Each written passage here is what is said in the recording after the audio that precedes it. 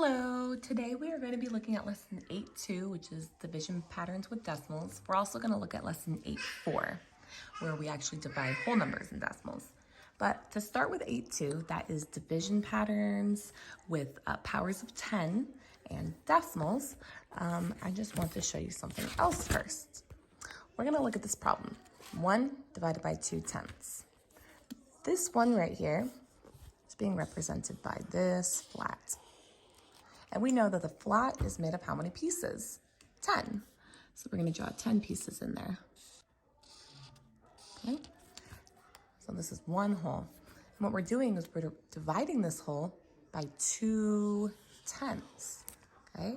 So to represent that, we're going to color in 2/10. Here is 1/10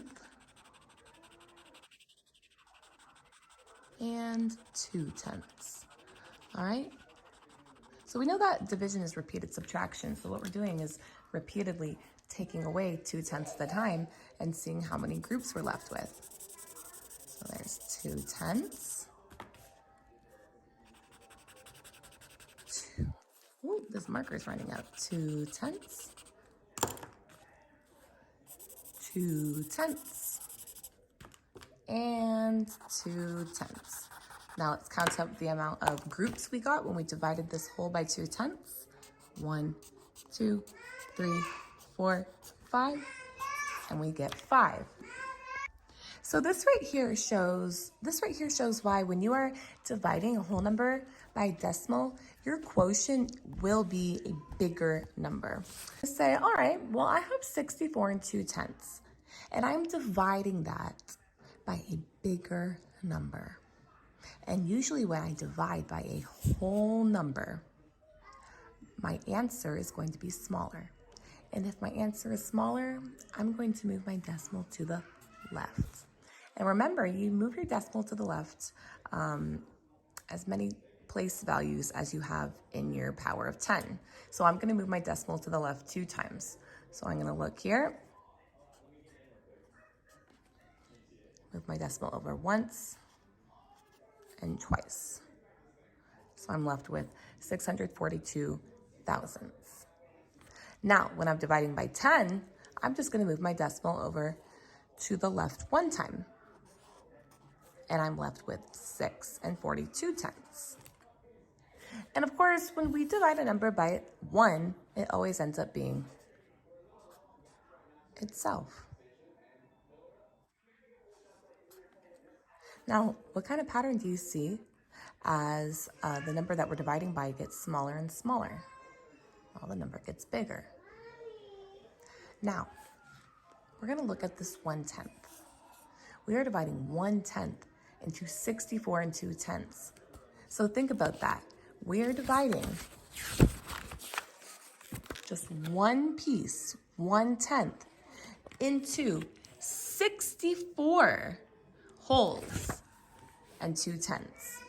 Well, that number is going to be significantly bigger than 64 and 2/10. So I'm going to move my decimal over to the right.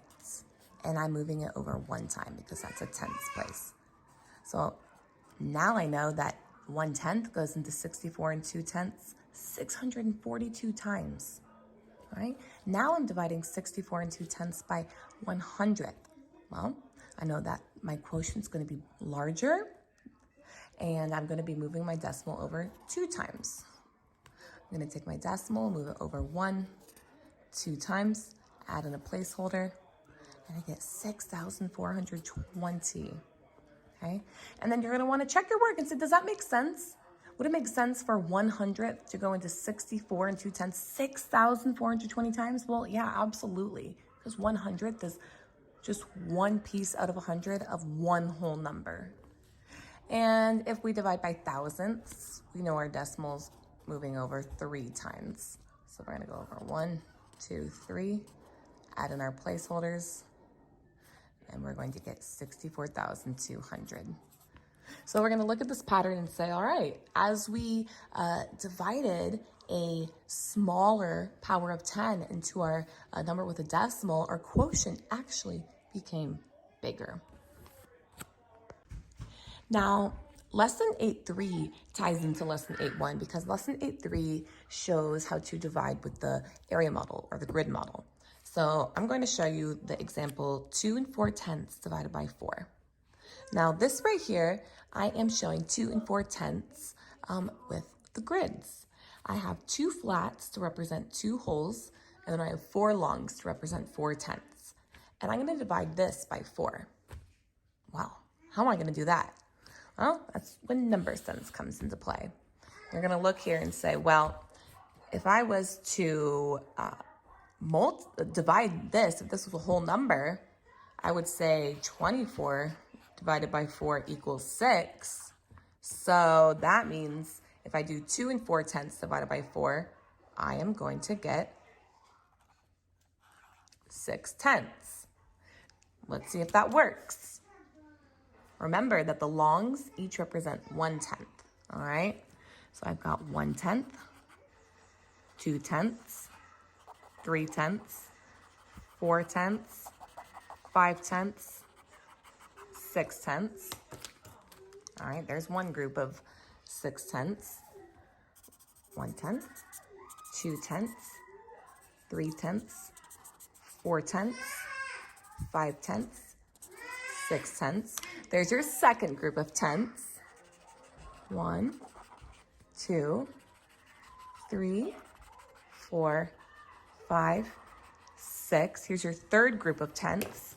And then 1, 2, 3, 4, 5, 6. Your fourth group of tenths. So as you can see, when we took this whole number, 2 4/10, and we divided it or split it up or grouped it up between 4, we got 6/10 each time.